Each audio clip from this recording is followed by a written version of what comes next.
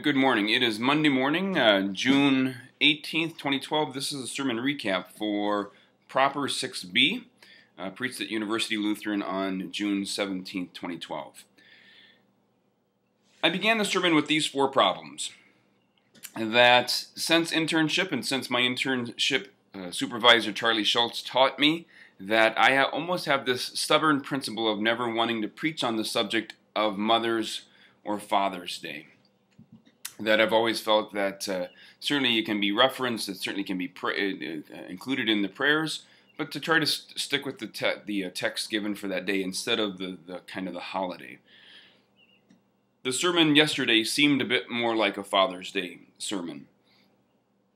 Also that we typically used what's called the Revised Common Lectionary for our text on any given Sunday. Yesterday I used an alternative, semi-continuous one from 1 Samuel, the choosing of David as the new anointed king even before King Saul is dead.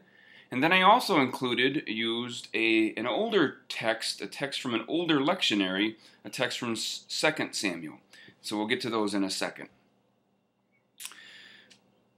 Also, the sermon began in a wonderfully, terribly personal place, a story that was told me, and I'll make some reference to that, but the story was so important, so intimate, that it really wasn't for the sake of preaching on it. And so the sermon actually began there last week, and that thread, that story, that important place where God's kingdom showed up in my life and someone else's life, that story carried the week, and as all these kind of things, all these texts kind of showed up in front of me, they made perfect sense of the story that really began this sermon, and the sermon kind of ends with. And then finally, I said with great honesty that the sermon really had no point, that the sermon didn't want to teach something, and I know my people thought that's not the first time, preacher, that your sermons don't have a good point, but this one was intentionally so, to set down our need for a lesson or for some kind of religious or moral teaching, to set aside this sense that the preacher wants me to, or that in the text I should think differently or act differently or believe differently or love differently, but simply to invite those in church, to simply invite you to listen to the story, to kind of deliberately set down your deliberation for the sake of just hearing a really good story. A story of Saul and David, and a story of Father on Father's Day. Saul was the first king of Israel, and even though his kingship was a concession of God's people wanted a king like all the other nations wanted a king. God said, no, you don't need a king, I will be your king, kind of a God reign, and a theocracy. So God relents, and Saul is chosen king. Not only is Saul chosen as by consensus of the people, but God tells Samuel, this one will be king. And so there is all sorts of language about King Saul, that he is blessed and anointed and chosen by God. So make no mistake. And yet something happens along the way, that there's all these events that happen, these turns and twists, and by the time you get to the end of the book of 1 Samuel, there is this text that I always bring up in confirmation, that God is sorry that he made Saul king of Israel. And so the alternative continuous lectionary text is the choosing of David. So Samuel comes, God tells Samuel, go to Jesse of Bethlehem, and of his sons will be the next king of Israel. I choose this one. And so Samuel goes to Jesse, and Jesse parades all of his sons before Samuel, and Samuel keeps saying no to this one, and no to that one, and no to this one, and no to that one, and says, is that all your sons? And Jesse says, I have one younger son, the youngest. He's out tending the sheep. And so David comes in, and Samuel says of David, this one shall be king. So again, the point is that even though there are wonderful things written about David in the scriptures, it wasn't as if we should avoid acting like David's brothers, or it's not for the sake that we should somehow try to mimic David's that there's something not holy about David's character, different than his brothers, that we should somehow mimic or somehow try to be like. And this is God's choosing, that God's kingdom shows, that God's hand shows, that God's will shows where God wills it to be, where God decides to show it.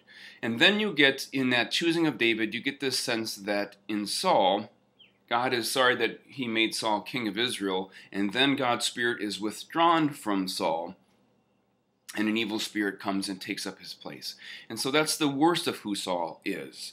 You have the best of who Saul is, that he is chosen and anointed and blessed by God, and then through life and through the bumps of life and through the nicks and hardships of kingship and ruling and the toll that life takes on Saul, that by the end of 1 Samuel, Saul is not spoken of in a very good light. But an older lectionary included this text for this Sunday in Pentecost, this proper 6. It's the beginning of 2 Samuel. And so Saul has died with his son Jonathan, been killed by the hands of the Philistines in a war. And the book of 2 Samuel begins, David's kingship begins with a lament of Saul and Jonathan. And I won't read the whole thing. It's beautiful, by the way. 2 Samuel chapter 1, beginning at verse 17. And he talks about, your glory, O Israel, lies slain upon your high places, how the mighty have fallen. From the blood of the slain, from the fat of the mighty, the bow of Jonathan did not turn back, nor the sword of Saul return empty. And then just kind of this beautiful love piece at the end. Saul and Jonathan, beloved and lovely, in life and in death, they were not divided. They were swifter than the eagles. They were stronger than the lions. O daughters of Israel, weep over Saul, who clothed you with crimson and luxury, who put ornaments of gold on your apparel. How the mighty have fallen in the midst of the battle. Jonathan lies slain upon your high places. I am distressed for you, my brother Jonathan. Greatly beloved were you to me. Your love to me was wonderful, passing the love of women. That at the death of Saul, at the death of Jonathan, there's this full circle that David says to all of Israel, mourn your king. He was beloved by God. He was beloved by me. Jonathan, his son, who was a good friend of David's, a friendship that lasted all of David's life and was more important in that sense than any other friendship that David had, any other relationship that David had. That David sings a song of mourning. And so I talked about, in the midst of the very best of who we are, in the midst of the very worst of who we are, I asked the people to think about their favorite story about their dad. And that's easy to do, I hope. I pray it is, that you have a good story and a good memory if your dad has died, a good memory of your father. But then in kind of an odd turn, I asked them to think about the worst thing, the most difficult thing about their father. To kind of, again, go beyond the hallmark sentiment of Father's Day, to see us, to see one another, to see fathers, mothers, grandfathers, grandmothers in the total span of who we are. And in the very best of who we are, like Saul, in the very best and in the very worst of who we are, like Saul, God's kingdom shows up.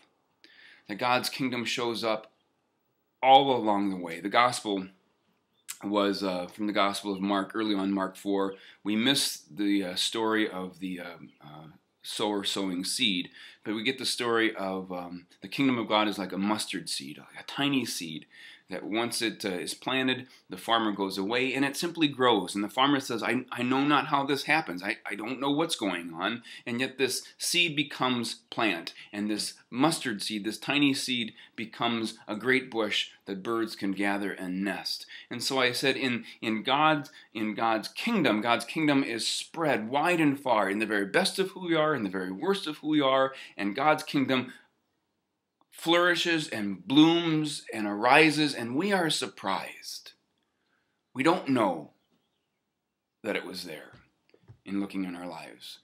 We are surprised of the fact of it. We are surprised that we are so graciously included in it. A story of a person whose father was a very this young lady had a difficult relationship with her dad, and her dad died a couple years ago, and this person has wrestled with how to forgive her father for lots of things. And her father was well respected in the community, much beloved. And so there was this contrast, this conflict of who she knew her father to be in the public place, and then this way that the father was not such a good father in the home. And this young lady told me that she has come to peace with this because her father was also an artist, and that she has come to peace with this of a father who lies down to rest, that before God and in her own relationship, her dad is an artist, and that she will hang a watercolor of her father's on her wall as this tiny mustard seed that has bloomed into forgiveness and reconciliation and hope and the kingdom of God that comes near always as a surprise. That was the only point. To enter into that story, to enter into our own stories, to think about what is the best of ourselves and what's the worst of ourselves, and in between those two things, as a father, as a mother, as a grandfather now, that in the breath of those two things, God's kingdom comes again and again and again as a surprise. And Jesus says, a sower goes out to sow, and a farmer plants a seed, and there is first a stalk, and then the head, and then the grain, and God's kingdom suddenly just is. And we are privileged, and we are honored to be included to the work of that kingdom, to the task of the reaping and the sowing and the tending, even though we don't always know, always don't see, that the very best of that kingdom in our lives is forgiveness and reconciliation and hope, and a Christ who comes near to love us again. Grace and peace to you in all things. Be well.